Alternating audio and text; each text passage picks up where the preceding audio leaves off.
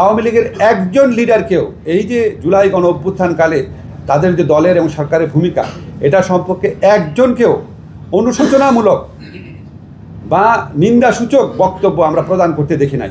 সবচেয়ে প্রধান যে নেত্রী আছে এবং উনি বিদেশে বসে আমাদের জুলাই গণ অভ্যুত্থানকারী যারা আছে, আমাদের সরকারে যারা আছে দিচ্ছে, তাদের কর্মীদেরকে সমস্তভাবে বাংলাদেশের মানুষের বিরুদ্ধে, প্রত্যাশার বিরুদ্ধে দাঁড়ানোর বিভিন্ন রকম উত্তেজনাকর বক্তব্য প্রদান করছে। তো আপনি যখন রিকনসিলিয়েশন প্রসেস শুরু করতে চাবেন বা অন্তর্ভুক্তি শুরু করতে চাবেন, অন্য পক্ষের অ্যাটিচিউডটা তো আপনাকে বিবেচনা নিতে হবে। আমাদের কাছে কখনোই মনে হয় না তারা এই আমাদের যে সংস্কারের, আমাদের যে নতুন রাষ্ট্র গড়ার, প্রকৃত গণতান্ত্রিক ব্যবস্থা প্রতিষ্ঠা করার লক্ষ্যে যে আমাদের কর্ম প্রক্রিয়া চলছে, এটাতে তাদের অন্তর্ভুক্ত হওয়ার মতো নিজেদের বিন্দুমাত্র ইচ্ছা, মাইন্ডসেট, প্রস্তুতি আছে।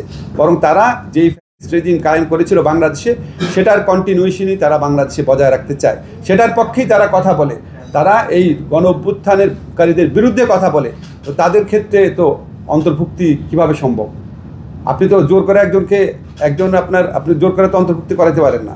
অন্তর্ভুক্তি করার মতো কোনো মাইন্ডসেট, কোনো রকম ইঙ্গিত, কোনো রকম কথাবার্তা আমরা তাদের দলের কারো মধ্যেই শুনি নাই, কোনো কিছুর মধ্যেই শুনি নাই। যে আমাদের সরকার প্রথমবারের মতো বাংলাদেশে প্রবাসীদের ভোটাধিকার চালু করেছে, এটা যে আসলে পলিটিক্যাল পার্টি, পলিটিক্যাল সরকারগুলো চাইলেই পারত, এটা আমরা প্রমাণ করে গেলাম। এটা এমন কোনো কঠিন কাজ ছিল না। এতগুলা বছর তারা প্রবাসীদের ভোটাধিকার দেয় নাই। আমরা শুরু করেছি, আমরা আরও বেশি সময় দিলে আরও অনেক প্রবাসী এটা পার্টিসিপেট করতে পারতেন। আমাদের অত সময় ছিল না, কিন্তু আমরা যেটা শুরু করেছি সেটা কোনো সরকারি পক্ষে বাদ দেওয়া সম্ভব হবে না। কারণ এই মিথ্যা কথা প্রবাসীদের বলা যে আপনাদের ভোটাধিকার দেওয়া সম্ভব না, যান্ত্রিকভাবে সম্ভব না, প্রযুক্তিগত সম্ভব না, এই মিথ্যা কথা বলার আর কোনো স্কোপ নাই। বাংলাদেশের যারা প্রবাসী যারা আছেন, তারা যারা দেশে থাকেন তাদের চেয়েও বেশি ভালোবাসেন আমার ধারণা।